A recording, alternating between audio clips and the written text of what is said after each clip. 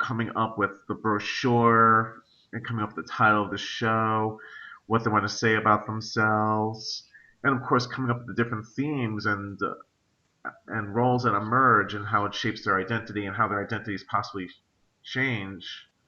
Um, I feel like it can really be empowering to them. And you know, I'm the primary therapist for a bunch of these kids that are going to be in it, but I'm curious to see how it's going to also change how I work with them afterwards.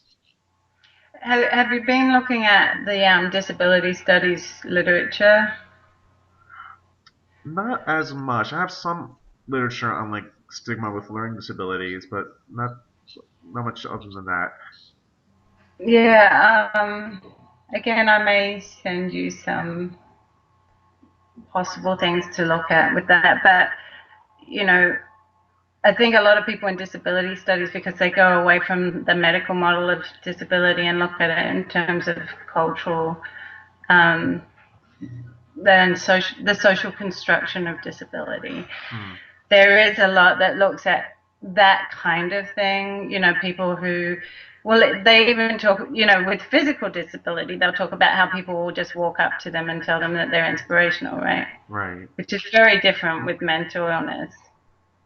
But, and especially with all of these um, mass shootings and things like that, it always then stigmatizes mental illness Yeah. further. Um, because the first thing that they're sorry about that. It's okay. The first thing that they're going to say is that, the person must have had a mental illness and that's why they did it. Right. You know, very, very, very, very first thing. So it's always that they're dangerous. Um, It immediately I goes. heard someone say recently that people having Bluetooth phones sort of lessen the stigma of mental illness because everyone's walking, talking to themselves on the street. um, but whether that's the case or not, I don't know.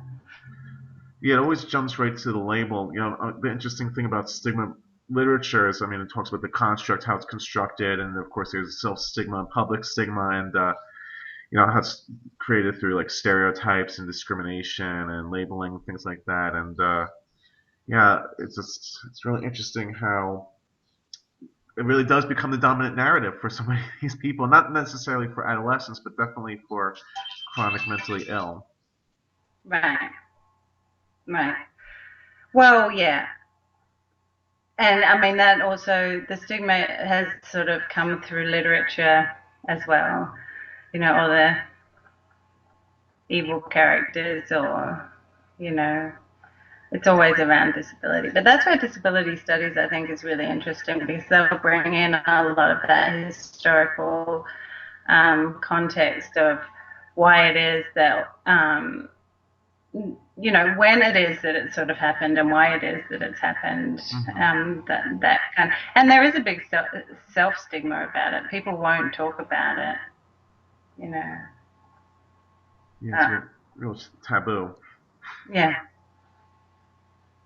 I'm hoping that also with this project that I could reach out to local politicians so it can make some sort of dent, or at least people could have the seeds planted that it could change policy or some sort of public policy, even if it's a yeah, small amount. Public policy, but also policy within an institution that I work at.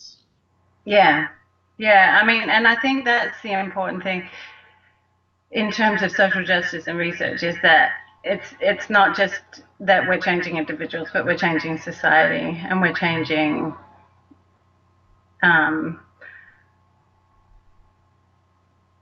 attitudes and policies, Right. and that it's not easy to do, you No. know. And most therapists don't think it's their job. Our job is to fix the individual and help them assimilate, rather than the opposite. The opposite.